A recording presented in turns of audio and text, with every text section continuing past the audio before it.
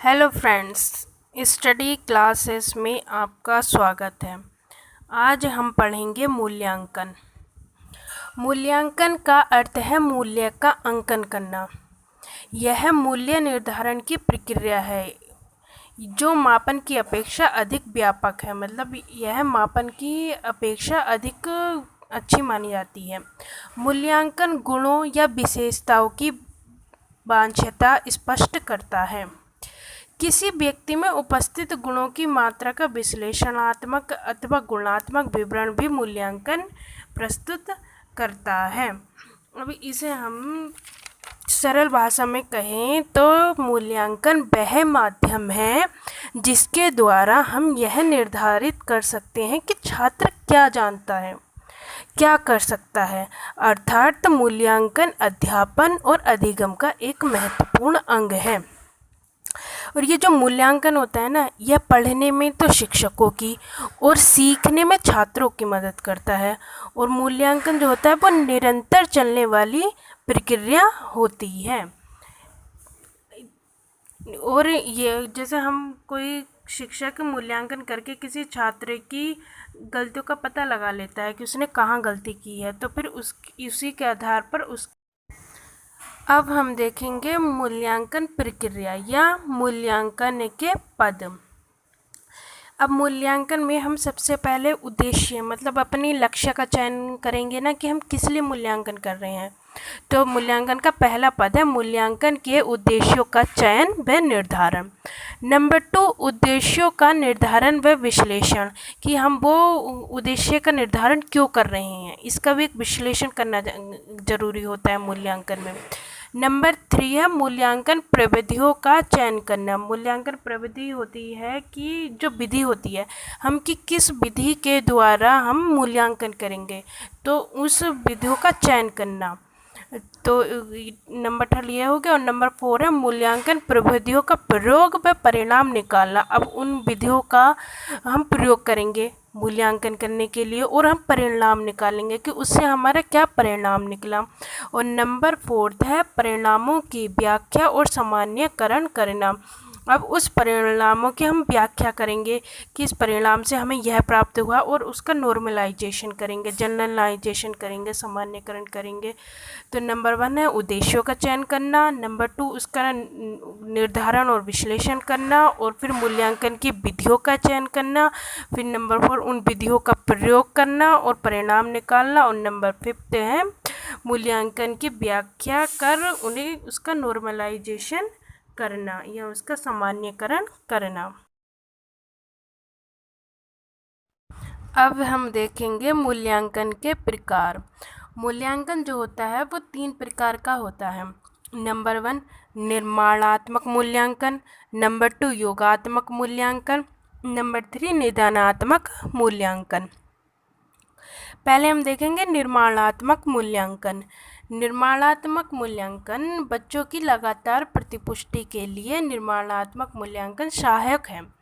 निर्माणात्मक मूल्यांकन के अध्यापक पढ़ाते समय यह जांच करते हैं कि बच्चे ने अनुभूतियां, अभिव्यक्तियां और ज्ञान को कितना ग्रहण किया है।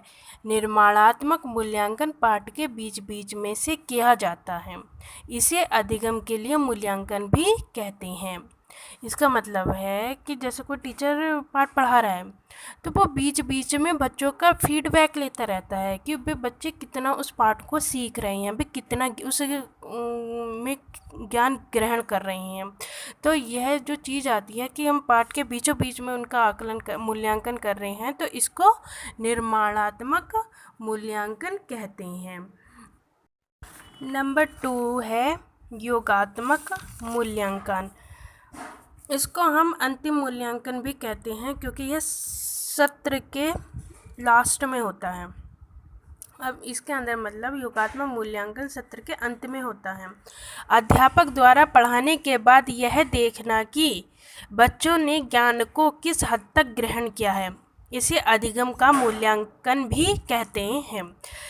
जैसे निर्माणात्मक मूल्यांकन में तो पाठ के दौरान हो रहा था, लेकिन यह सत्र के अंत में, मतलब जब किसी भी बच्चे का सिलेबस कंप्लीट हो जाता है तो उसके एंड में यह देखना कि उस बच्चे ने कितना ज्ञान प्राप्त करा सत्र के अंत में, तो उसको योगात्मक मूल्यांकन कहते हैं।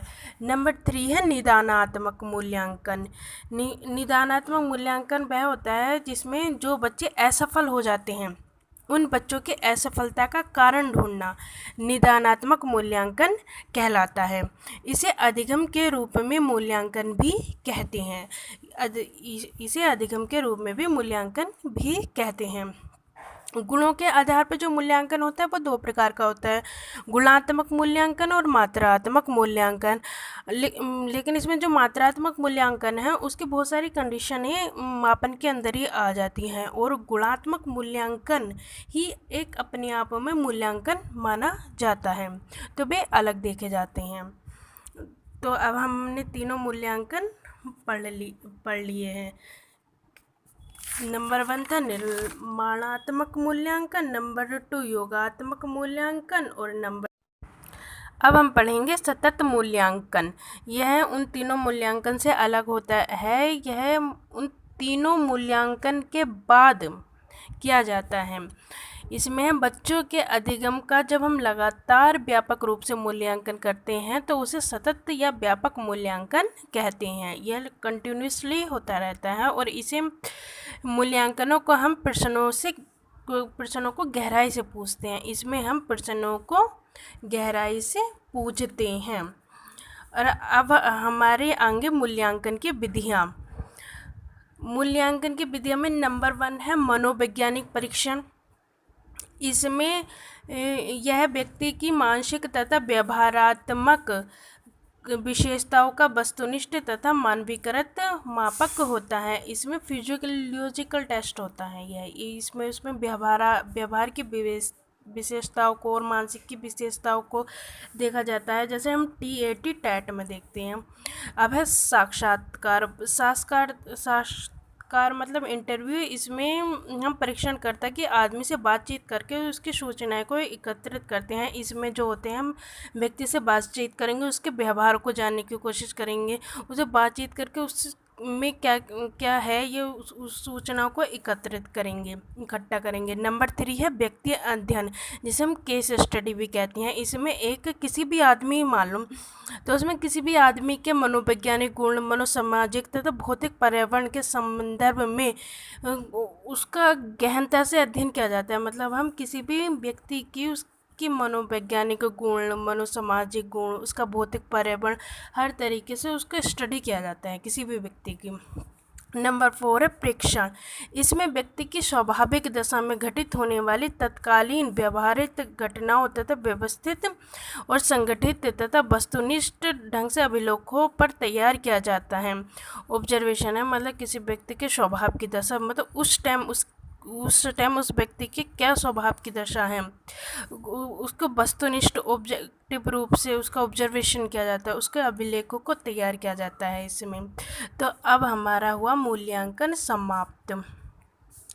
और हमारी वीडियो पसंद आए तो हमारे वीडियो को लाइक और हमारे चैनल को सब्सक्राइब ज़रूर कीजिएगा। इसमें B.Ed से संबंधित हर टॉपिक्स को क्लियर किया जाता है, और जो आपको करवाना है उसको कमेंट में ज़रूर लिखिएगा, हम ज़रूर आपकी सहायता करेंगे। धन्यवाद।